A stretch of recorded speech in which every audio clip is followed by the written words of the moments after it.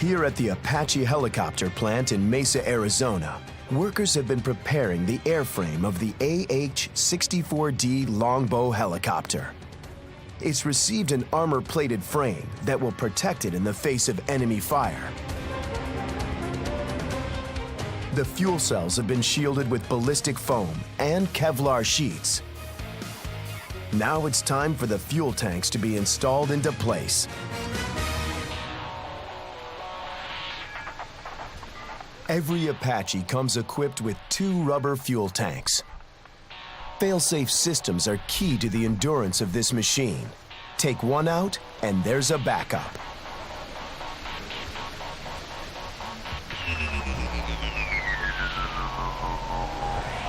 When airborne, the 2 fuel tanks will be loaded with 300 gallons of highly flammable jet fuel. But they're not unprotected. The rubber lining contains a special reactive agent that expands on contact with fuel. Should there be a leak, this cell will seal the hole itself.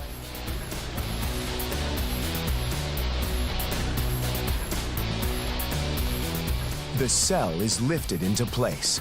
It's hard work, and the crew must ensure that the fuselage is free of any foreign debris that might puncture the rubber.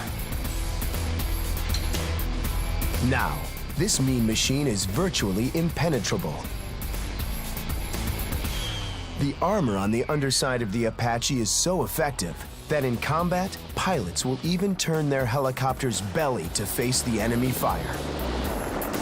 The underside acts as a shield for craft and crew.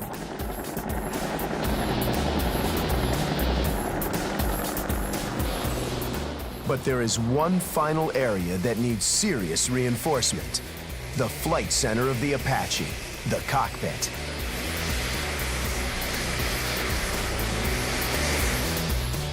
The cockpit is a reinforced bulletproof chamber with glass up to 2 inches thick. The bulletproof side windows are surrounded by detonation explosives. In the event of an emergency, pull the trigger and the windows fire out with explosive force, providing a quick exit from the cockpit. The Apache has 2 cockpit sections. The pilot sits in the rear and the gunner sits in the front. The rear section is raised above the front section so the pilot can see clearly. A transparent acrylic blast shield is mounted between the fore and aft sections, separating the 2 pilots. If one pilot takes a hit, the other can survive and fly to safety. Each crew member has armor-plated seating, and from here, once you enter the cockpits, you can advance these armored wings, which give pilots enhanced survivability from small arms. The cheek fairings on either side of the cockpit reduce exposure to ground fire, while providing additional space for avionics equipment. But should the Apache go down, there is one final line of defense. The areas fore and aft of the cockpit are designed to buckle on impact. Like a crumple zone in a car, they absorb the force of collision and carry it away from the crew. The cockpit is the command center of the Apache, giving both pilots instant access to flight, navigation, and weapons data. We have 3 displays in the front seat, and from here we can see our infrared sensors. We have a moving map that we can see where we're at on the battlefield and where our other teammates are in relation to us. Also, we can coordinate our digital communications so we can send quick packets of information to one another. We can also connect to UAS, or unmanned aerial vehicles, receive their video, and from there we can find and fix the enemy from great distances. There are 5 different displays and approximately 25,000 different switch combinations available to the pilots. Weapon systems, navigation, radar, communications, aircraft survivability, night sensors, day sensors, Manned and unmanned teaming systems are all at their disposal. To control them, take some high-tech electronics. The electrics start out here, Station 8, the company's electrical strategic manufacturing center, a different room in Boeing's vast Apache plant in Mesa, Arizona. It may not look like a helicopter, but each of these wiring boards is the exact dimensions of an Apache.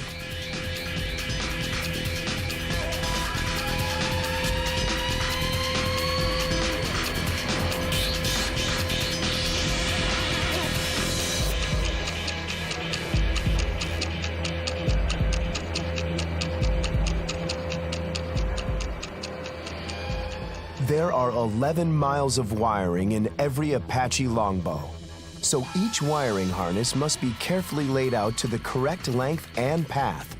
The wires are secured together in bundles to make them easier to thread through the Apache.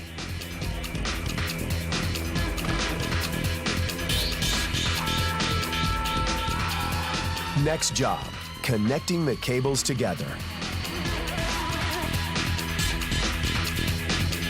A special heat gun secures and waterproofs each electrical connection. Known as splicing, it's a way of connecting different wiring systems without risking loose connections. One loose connection could mean death for the crew and failure of the mission. Next up, the wings. It may seem odd for a helicopter to have wings, and in fact, the Apache's stubby wings do increase the drag coefficient, reducing the helicopter's aerodynamics, but these wings serve a vital role. They're support brackets for fuel tanks and weapons. Yeah, it's kind of odd for a helicopter to have wings, but wings on this helicopter help with forward flight, more stability in flight. It also gives a platform to store extra fuel tanks, weapons.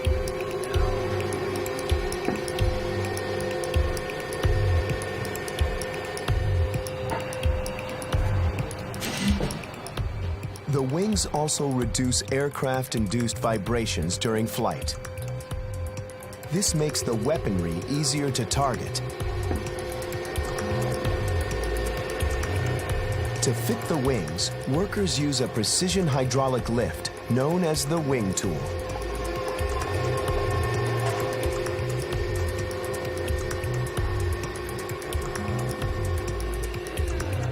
More? Yes, please.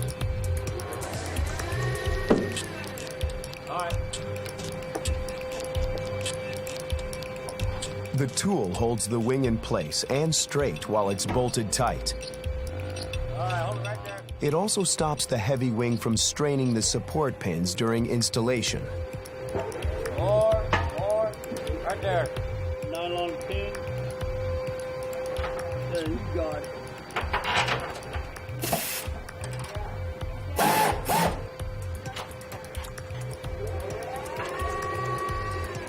There you go. Nice one. Beautiful.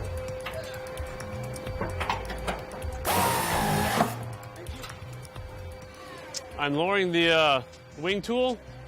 We just installed the wing with a couple of bolts, and now he's going to get ready to torque those up. I'll go ahead and install the bottom bolts, torque those up also.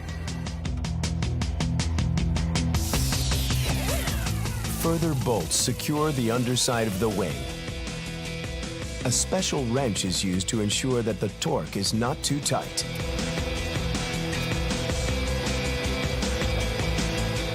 Shear the thread off these bolts and the integrity of the helicopter could be jeopardized.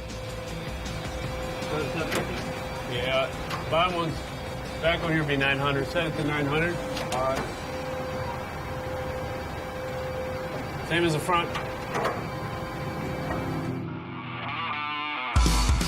Still to come, enough sensors and weaponry to make the Terminator jealous.